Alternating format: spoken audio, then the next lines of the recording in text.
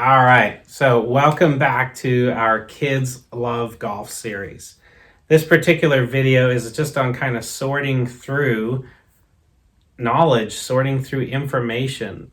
I've just typed in kids golf up in the Google search engine. And all I did was type kids golf, nothing specific. That's 747 million results. About is what it says, about that many. 747 million results for kids golf. So what do you do? Where do you go? All right. So you're thinking, I don't know, kids golf. Like, what does that mean? So here's just some images. And on these images, you're going to see everything from a sale here, a sponsored ad. You can buy a little plastic set of clubs. You can see kids running around here. This guy looks pretty serious. He's playing some golf. You got kids jumping up and down. We got some marketing shots. Now, this is the image of kids golf. This is the image that you get as a parent when you start looking for stuff. Some of the parents out there might be like, oh man, those outfits are really cool. I can't wait to dress up my little kid. If that's the case, you might want to check out Little Linksters. Little Linksters is a great group. It's a fun group. Teeny little kids dressed up, +4s, little caps, the whole bit. So you can get involved with Little Linksters. If you're starting out and you're thinking, do I go with metal, plastic? What do I go with? Well, the first thing you want to do is just go with one particular club, a putter, okay? And in this case, a double-sided putter. Right? Now, why would you choose a double-sided putter? The reason why you would choose a double-sided putter is because your kid's little, and for that matter, it doesn't even matter if they're little. You don't really know if they're going to play golf right-handed or left-handed. You're not even sure if they're going to grip it in this position, which would be for right-handed or for left-handed. Okay? So there's a lot of reasons why you would end up going with a double-sided putter. A lot of cases, lucky for us, there are a lot of different options, both in plastic and in a metal. So this is a metal shaft, rubber grip, and this is actually like a zinc alloy putter head. That way it's less expensive than stainless steel. It also makes it a little bit lighter. Aluminum would probably be too light, so this has some weight to it. I'll put some pictures, some links as well in the video so that you can figure that out. So why do you think you might want to start out with that putter? Like I said, because you don't know if they're going to play this game right-handed or left-handed. Also, putting is a great place to start. So this particular video is on kind of the psychology as a parent. You have decided as their parent that golf would be something cool, that would be something fun for them to do. Trust me, the life lessons that you learn from this game are fabulous. So many quality individuals grow up to be adults because they spent a lot of time on the golf course, learning, growing. It's such a wonderful game. When they're learning this particular game, you don't want them to learn it, like with a drill sergeant over them saying, do this, do this, do this, okay? Golf has to be more or less experienced rather than kind of drill sergeant taught into somebody. I've seen way too many kids kind of turn the other way. Parents have failed in that regard. The kid just hates it. They don't want to be at the golf course at all. So here's what you do. Go on a field trip, okay? You may be a golfer. They may not be a golfer. You're not even a golfer, but for some reason the plastic clubs look like they fit really well in their hand. You've seen them swinging sticks in the backyard or something, trying to hit balls, or the Golf Channel just happens to be on and the kids walk by and they're mesmerized, okay? So take them for a field trip, okay? My kids loved trees. I've got 3 boys. Love trees, squirrels, rabbits, birds. One golf course that they kind of grew up on had this big train that went by and blew its horn at the intersection. They loved watching the train go by. There's little ants. There's all kinds of stuff. Lizards. You're in nature. There's a fishing pond. They love to go fishing in that fishing pond. So go on a field trip to the golf park right? Don't consider it. We're not going to go set up our first lesson. Just go there. Wander around with them. They may be 2 years old and you're just kind of holding their hand and mostly carrying them around. They may be 8-year-olds where they're thinking, hey, this golfing looks kind of cool. So as you're wandering around the golf course, point stuff out. These images have a lot of those things in it. Okay, oh look, there's somebody playing golf.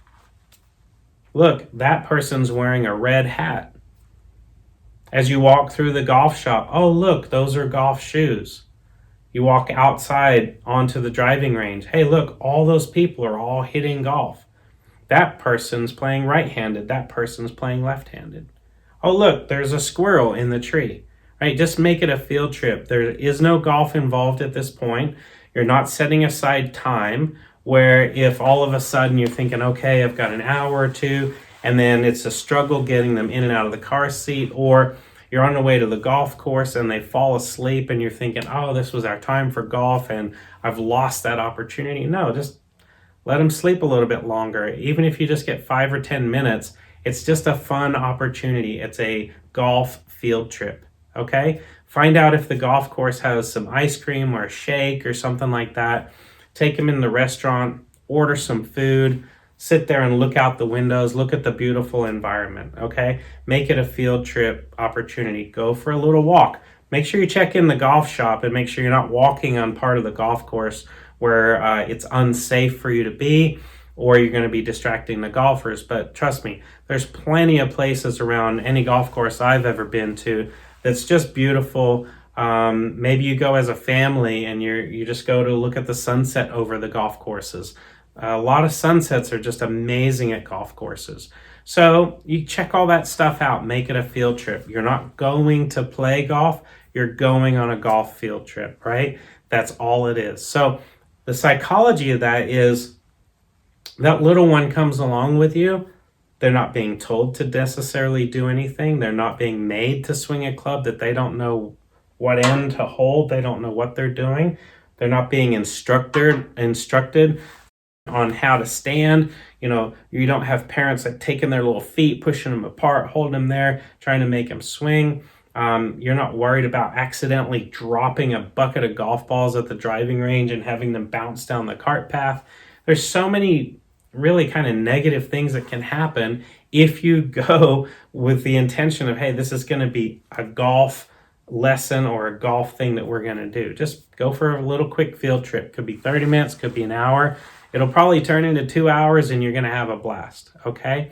And then let it sit for a week or so. Maybe it's the next weekend. And you ask your little one, hey, you want to go to the golf course? Guess what they're going to say? Yeah, let's go to the golf course, because what happened the last time they were at the golf course is they had fun. They got to walk around, see the birds. They had some ice cream. They remember, oh, the golf course, that's where I had ice cream. Maybe you found some plastic tees or a ball marker, or you bought them a little something from the shop, and they feel like, oh yeah, the last time I went and did that, it was really cool. Well, they go to the golf course the second time with you, and then guess what happens? Maybe it's the second time, maybe it's the third time on these field trips, these little mini field trips, where they all of a sudden say, Mom, Dad, I want to try that. I want to get a club and I want to try to hit the ball. Well, guess what? You've already got your little two-sided putter. You've already got one golf ball. Maybe it's a cool colored golf ball, or just one that you have out of your bag, or one that you're bought at the store. Or you can, like, again, I'm going to give you some information on where to buy some of this stuff. But when you're doing that, then you say, cool, I got your putter in the trunk. I'll go get it. Let's go get it. Get the putter out, go to the practice putting green. And then what you're going to do is you're going to take that golf ball and you're going to put it about this far. We're going to call it less than 1 foot, right? So you're going to put it right next to the hole.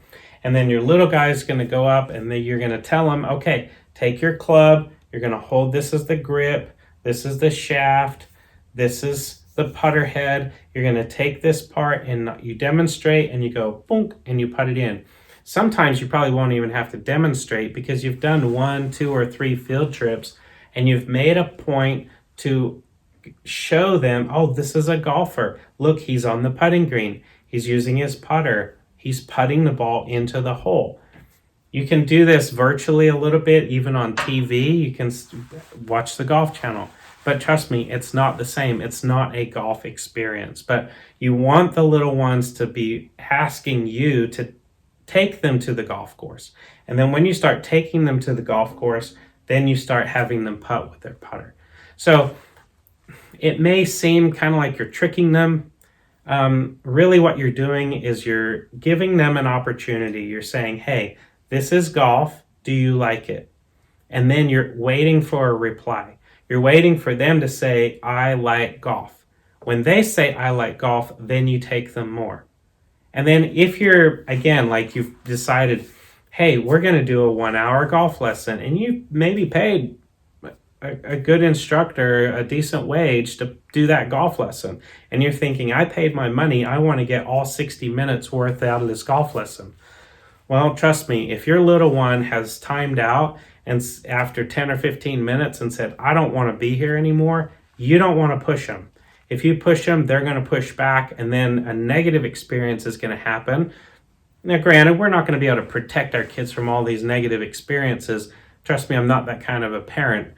I know my kids are going to learn a lot of valuable lessons the hard way. But as a parent, you just want them to make sure that they're getting that experience in a positive way. If the lesson ends after 10 or 15 minutes, you still pay the instructor that hour because they blocked off that hour of time. But it'll turn into more time, and then, trust me, you won't be able to get them off the golf course. I remember this one little guy, this mom came to me, and she said, I'm looking for a golf coach. My son is 3 years old. Oh boy. I was 23, 24. And I thought to myself, are you kidding me? There's no 3-year-old on the planet that's into golf. And she said, I want to get him a golf lesson. I want to get him a golf lesson. He needs to get better. In my head, I'm thinking, oh, parent, you have no idea. You're going to ruin this kid. And I thought, hey, who am I to judge? This parent knows their kid way better than I do. I know I started playing golf when I was young, but I don't remember what it felt like at 3 years old, if I was actually into it or not. And so I thought, all right, we'll set it up. I'm not going to do a golf lesson. I'm going to call it a golf evaluation. So I met the mom. I met the little boy. We went out to the driving range. We started on the driving range because she said she took him to the driving range a lot. And I was like, okay, if you're really good at this golf thing, I want to see it. I want to witness this. Sure enough, little 3-year-old started hitting nice, crisp iron shots, hitting drivers that I've never seen a 3-year-old do before in my life. And I thought, this is crazy. Like, this little kid can actually play golf.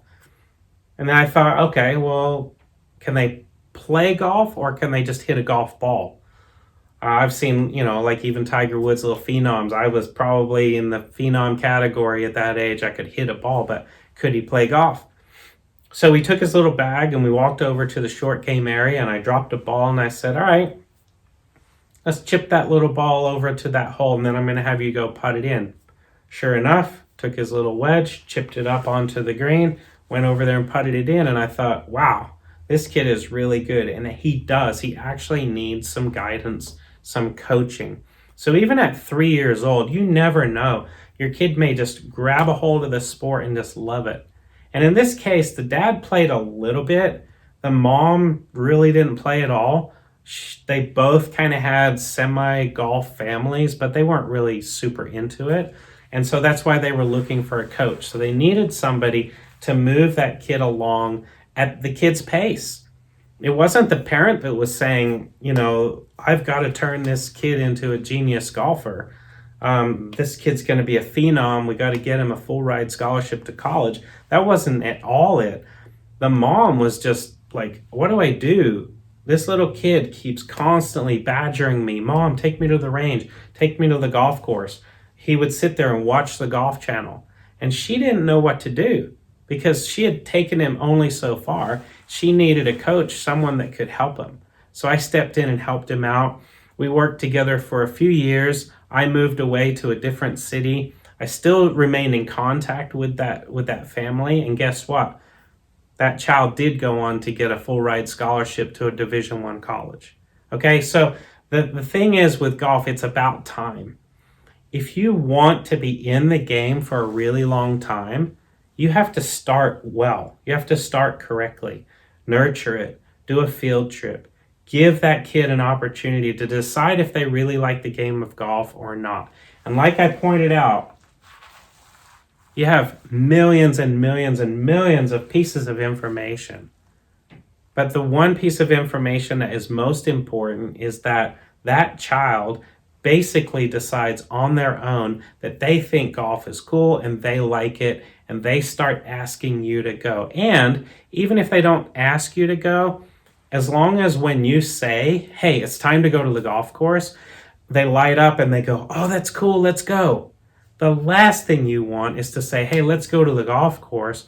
And then they shrink their shoulders down, they shrug, they're all disappointed, and they're like, no, I'd rather stay home. I don't want to do that. So make sure that you're starting out well. So hopefully this video resonates a little bit with you. I've got more cool pieces of information coming up in future videos for you where we'll get a little bit more specific. So if you like it, subscribe, tell your friends, ask questions, ask as many questions as you want.